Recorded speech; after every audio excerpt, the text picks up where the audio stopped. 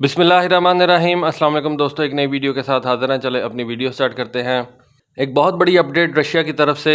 Russia ने Soviet इरा के पुराने T-80 टैंक की प्रोडक्शन दोबारा स्टार्ट कर दी है। जब सोवियत यूनियन था तो उस वक्त रशिया दुनिया का सबसे बड़ा टैंक प्रोड्यूसर था। रशिया का लैंड मैस ही इतना है और उसने अपने वॉर्सो पैक्ट कंट्रीज़ को भी इन टैंकों से इक्विप करना था। आज भी यही समझा जाता है कि रशिया के पास दुनिया की सबसे बड़ी टैंक फोर्स है। सारी की सारी ऑपरेशनल नहीं है, बहुत सी जो है वो इस वक्त स्टोरेज के अंदर पड़ी हुई है और बवक्त ज़रूरत रशिया अपने टैंकों को स्टोरेज से निकाल के यूज़ करता रहता। लेकिन अब ये जो T-80 टैंक है, रशिया इसकी प्रोडक्शन दोबारा स्टार्ट कर रहा है, क्योंकि स्टोरेज के अंदर जो रशियन टैंक्स हैं, एक तो वो काफ़ी ज़्यादा पुराने भी हैं। ठीक है, रशिया उनको भी इस्तेमाल कर रहा है, लेकिन जिस तरह से इस वक्त नेटो रशिया के ख़िलाफ़ हुआ है और यूक्रेन के अंदर इस वक्त एक जंग लगी हुई है, रशिया को अपने लिए टॉप एंड टैंकों की ज़रूरत है। इस वक्त जो दुनिया की सबसे बड़ी टैंक बनाने वाली फैक्ट्री है वो भी रशिया के अंदर है।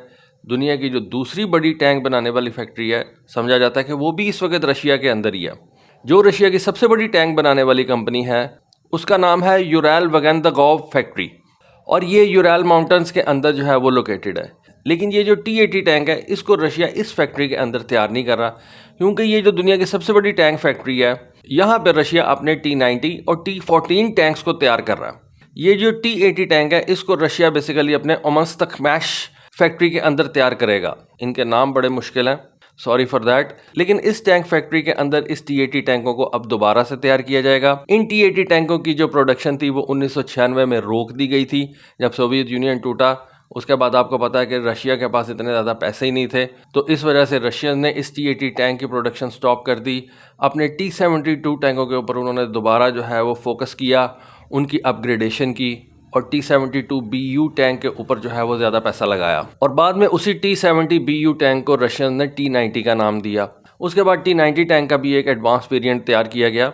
ये सोवियत यूनियन के अंदर एक इंतहाई कैपेबल टैंक समझा जाता था। इसका जो मोस्ट मॉडर्न वेरिएंट था उसको T-80UK बोला जाता था। पाकिस्तान ने भी यूक्रेन से ये T-80UD टैंक्स परचेज़ किए थे।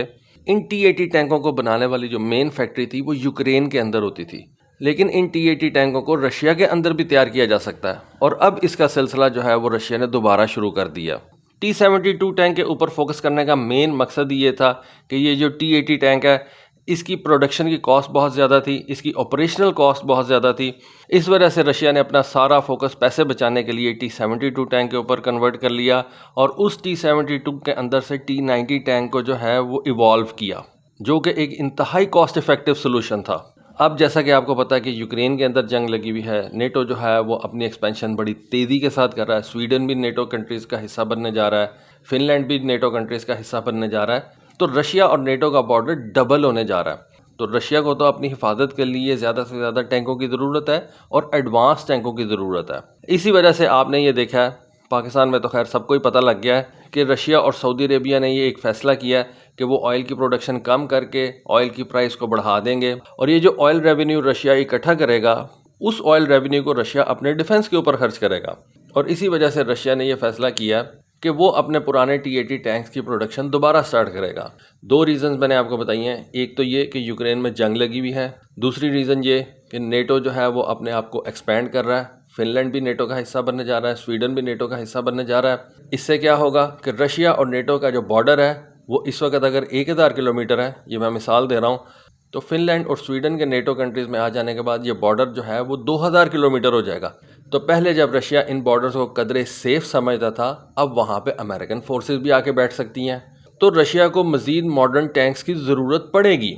इस वजह से रशिया ने अब इन T-80 टैंकों की प्रोडक्शन दोबारा स्टार्ट करने का फ़ैसला किया और उसके लिए उसने ये फ़ैसला किया है कि पहले तो वो ऑयल की प्रोडक्शन को कम करेगा। जब प्रोडक्शन कम हो जाएगी ऑयल की तो ऑयल की प्राइसेस ऊपर चली जाएंगी। जब ऑयल की प्राइसेस ऊपर चली जाएंगी तो उसके बाद रशिया को रेवेन्यू ज़्यादा आएगा और रशिया उस रेवेन्यू के ज़रिए से ये टैंक्स तैयार करेगा। और दूसरी रीज़न ये कि इस वक्त पोलैंड जो है वो हज़ारों की तादाद में टैंक्स परचेज़ कर रहा है। मसलन पोलैंड ने साउथ कोरिया से ये K2 ब्लैक पैंथर टैंक्स जो हैं वो परचेज़ कर रहा है। उसके अलावा पोलैंड अमेरिका से M1A2 एब्राम टैंक्स परचेज़ कर रहा है। आई बिलीव कि 1300 के नंबर में ये टैंक्स जो हैं वो परचेज़ किए जाएंगे। तो पोलैंड एक बहुत बड़ा नंबर टैंकों का परचेज़ कर रहा है। पोलैंड जो कि पहले वॉर्सो पैक्ट कंट्री हुआ करता था, आज वो नेटो इत्तेहाद का हिस्सा है। तो रशिया को जो इस वक्त सबसे बड़ी प्रॉब्लम्स का सामना है, उनमें से एक पोलैंड की बढ़ती हुई टैंक फोर्स है और दूसरी नेटो के साथ उसकी बढ़ते हुए बॉर्डर्स हैं।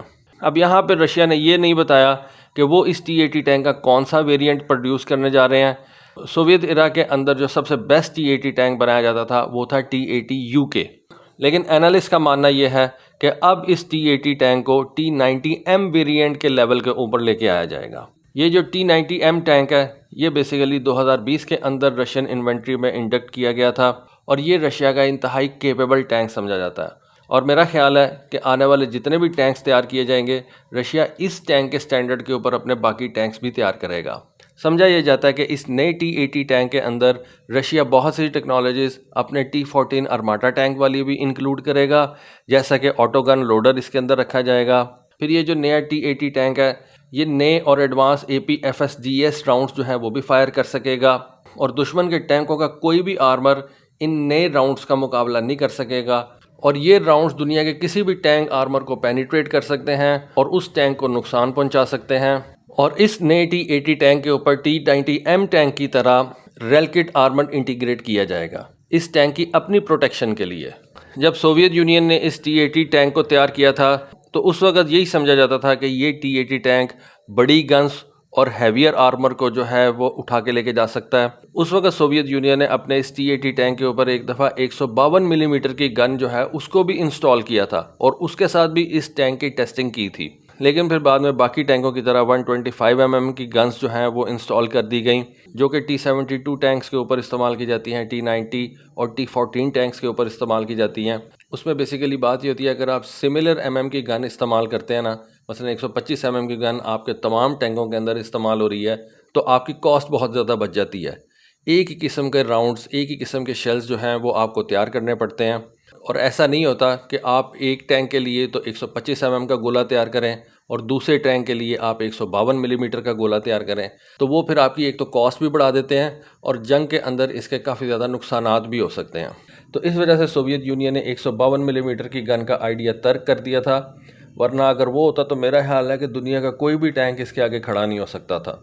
152 मिलीमीटर का गोला दुनिया के किसी भी एक्सप्लोसिव रिएक्टिव आर्मर को फाड़ के निकल जाएगा, लेकिन फिर सोवियत यूनियन ने इस आइडिया को जो है वो स्क्रैप कर दिया। अब ये T-80 टैंक जो है वो वापस आ रहा है।